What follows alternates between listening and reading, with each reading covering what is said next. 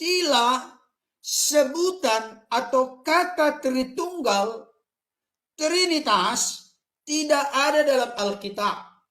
Baik itu perjanjian lama maupun perjanjian baru. Perhatikan baik kata-kata ini ya. Istilah, sebutan, kata Tritunggal atau Trinitas tidak ada dalam Alkitab. Dan inilah merupakan salah satu argumentasi dari kelompok tertentu, termasuk dari kelompok yang berbeda keyakinan, mengatakan itu adalah ciptaan gereja. Itu adalah ciptaan dari bapak-bapak gereja dalam sejarah kekristenan. Saya mau kasih tahu saudara, pengistilahannya memang ada dalam sejarahnya.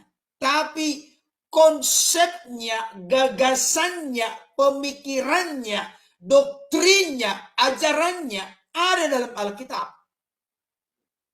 Tolong dibedakan antara istilah, sebutan, dan kata dengan konsep. Bahkan sejak kita membuka Alkitab dari Kejadian 1 ayat 1 sampai 3 sudah jelas terlihat. Dikatakan demikian. Pada mulanya Allah menciptakan langit dan bumi. Bumi belum berbentuk dan kosong, gelap gulita menutupi samudra raya.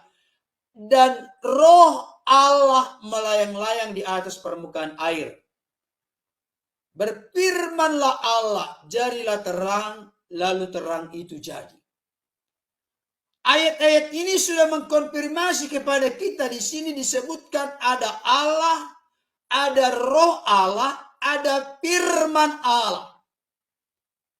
Jadi sudah ada sebutan di sini Allah, roh Allah, firman Allah. Inilah yang dipahami, dimengerti, dan diyakini orang-orang Kristen sebagai Tritunggal. Allah yang disapa dengan Bapa itu wajib hukumnya memiliki firman yang kekal dan roh yang kekal. Inilah yang dirumuskan akhirnya dengan istilah Tritunggal atau Trinitas. Dan perlu saya sampaikan kepada kita yang berikutnya. Dengarkan baik Bapak Ibu Saudara. Berbicara tentang Tritunggal atau Trinitas, orang Kristen tidak pernah memahami, terkait dengan berapa Allah, jumlah Allah, kuantitas Allah. Bukan. Tapi Tritunggal atau Trinitas itu berbicara tentang kebagaimanaan Allah yang Esa itu. Allah itu Esa. Ulangan 6 ayat 4. Dengarlah hai orang Israel, Tuhan itu Allah kita, Tuhan itu Esa. Tapi Esa di situ berbeda dengan Yakid. Yakid itu artinya berbeda dengan Echad. Echad itu artinya pengertian kesatuan. Satu yang jamak. Itu konteks pengertian bahasa Ibraninya. Dan ayat firman Tuhan dalam Ulangan 6 ayat 4, Shema Israel, Adonai Eloheinu, Adonai Echad. Itu juga dikutip oleh Yesus ketika ada seorang ahli Taurat bertanya kepadanya, Guru, perbuatan baik apa yang harus kulakukan supaya memperoleh hidup yang kekal? Lakukanlah apa yang tertulis dalam hukum Taurat. Apa itu? Langsung ada sambutan. Dia menjawab bahwa hukum yang terutama ialah, dengarlah hai orang Israel, Tuhan itu Allah kita, Tuhan itu Esa.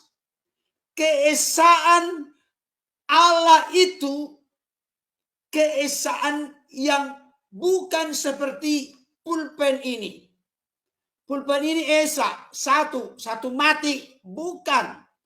Allah itu Allah yang akbar, Allah yang besar. Ketika kita mendekati Allah, jangan berpikir secara fisik. Karena Allah itu bukan fisik. Allah itu roh adanya. Gaib adanya, tersembunyi adanya. Sekalipun tidak terlihat, tapi eksistensi keberadaannya ada Bapak Ibu Saudara.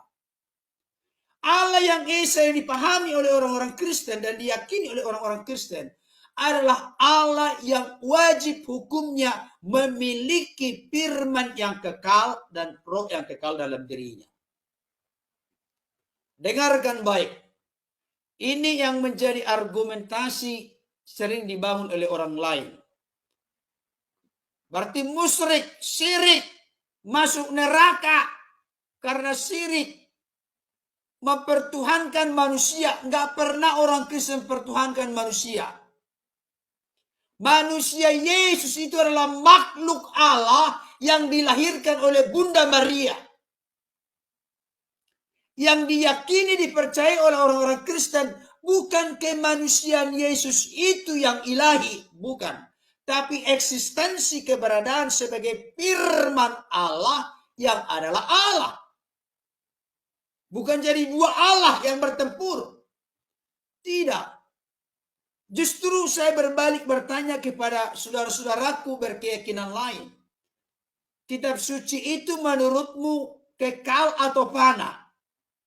Kitab sucimu kekal atau fana? Kalau kertasnya fana, tapi kontennya, isinya ada di arasi, di lauhul mahfuz, kekal atau fana? Kalau jawabanmu kekal, berarti firman Allah itu kekal. Terus Allah kekal. Kalau Allah dengan firman Allah kekal, berarti ada dua yang kekal terpisah.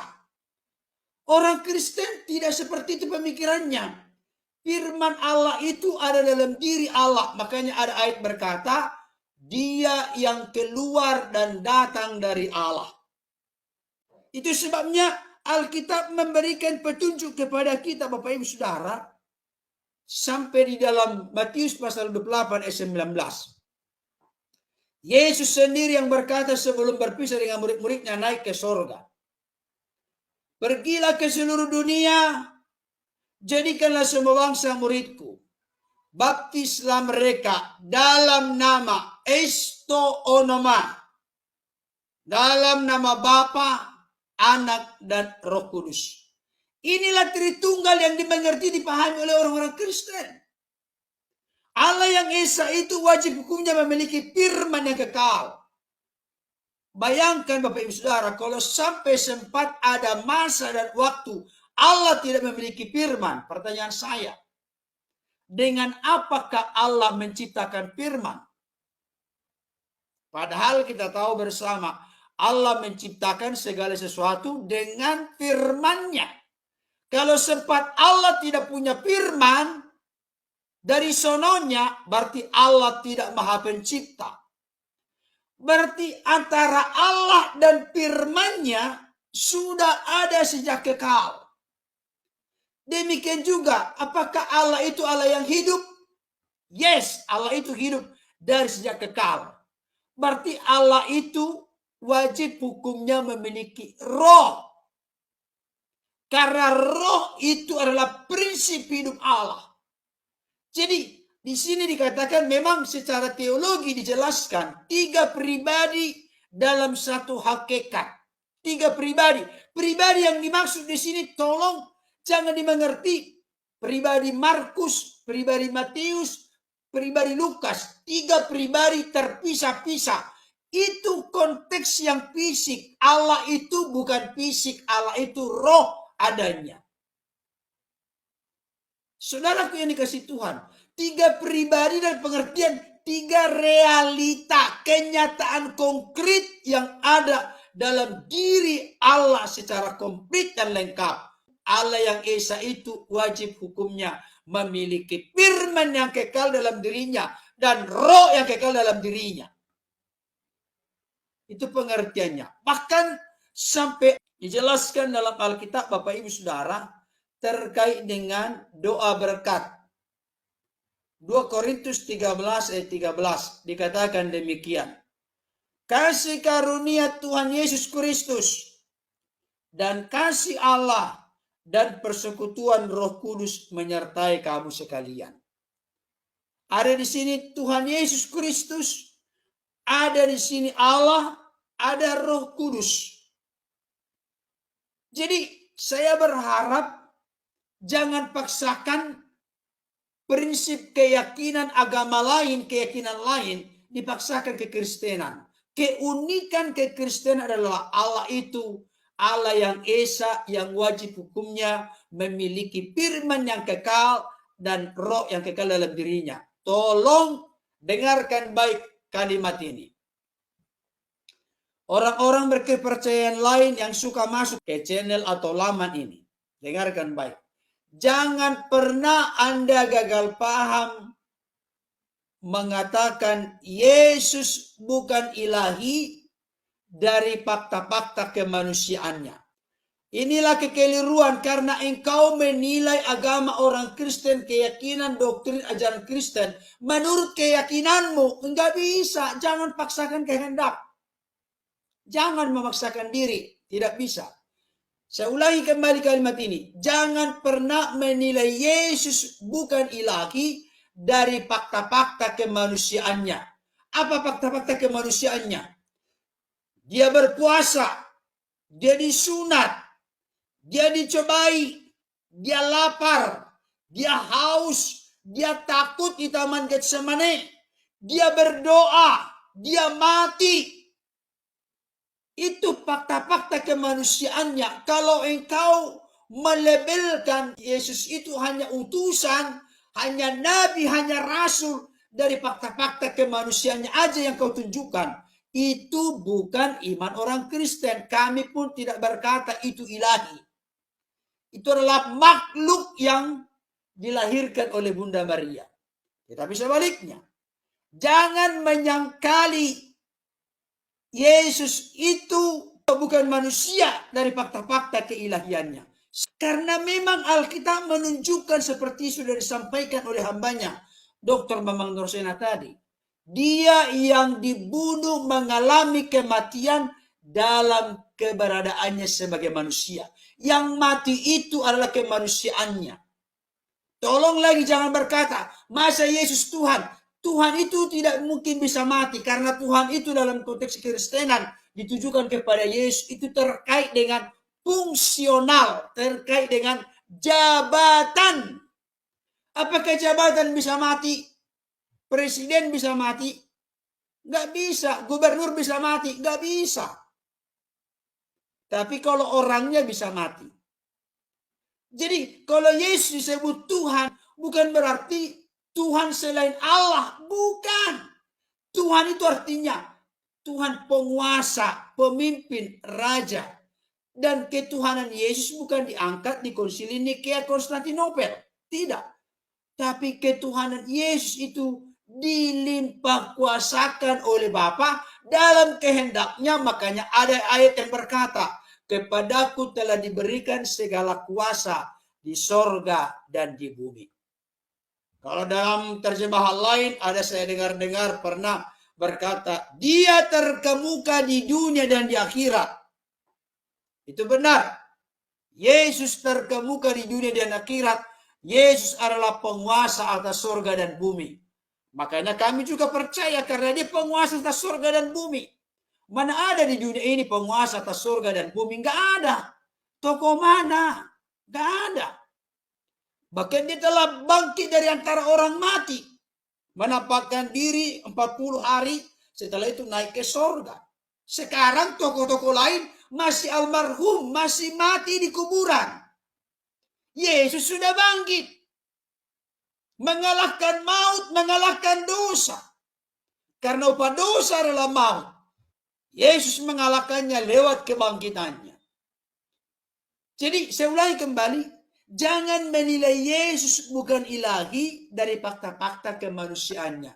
Kami tidak terusik kalau ada orang berkata, masa yang disunat, bidan mana yang berani, pisau mana yang berani menyentuh Tuhan?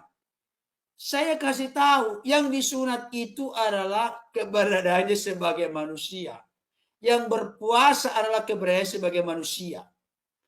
Yang dicobai adalah keberadaannya sebagai manusia. Yang lapar dan haus keberadaannya sebagai manusia.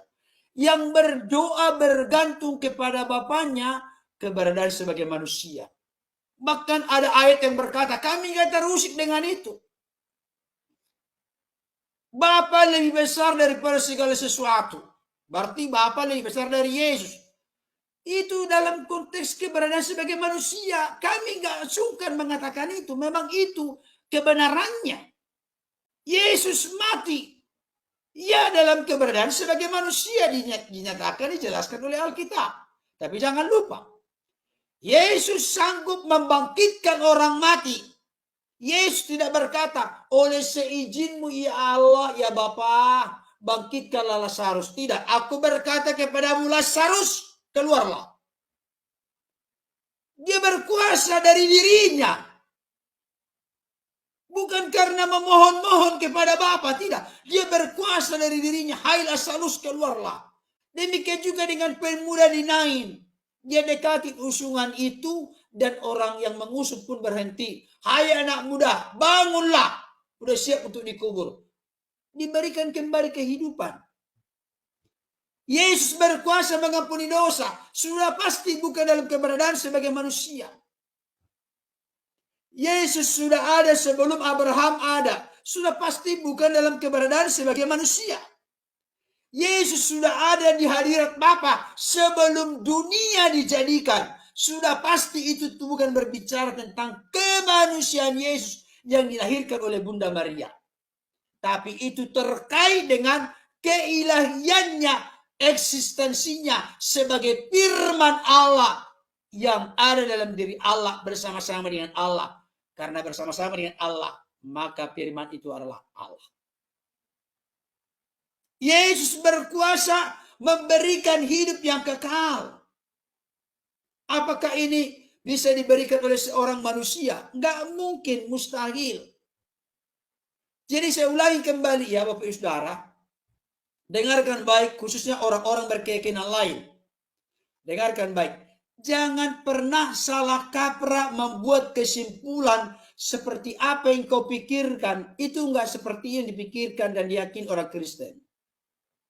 Kau mengatakan, kok disunat Tuhan, kok berpuasa Tuhan, kok mati Tuhan, kok berdoa Tuhan, kok takut Tuhan, kok lapar Tuhan. Saya kasih tahu. Dengarkan baik. Kok Tuhan mati? Tuhan itu tidak mungkin mati. Karena apa? Tuhan itu jabatan bagi Yesus. Jadi kalau ada orang-orang di sana, aku ini Tuhan, sembahlah aku. Saudara dikasih Tuhan, saya mau sampaikan kepadamu saat ini. Yesus sebagai Tuhan bukan pengertian sebagai Allah.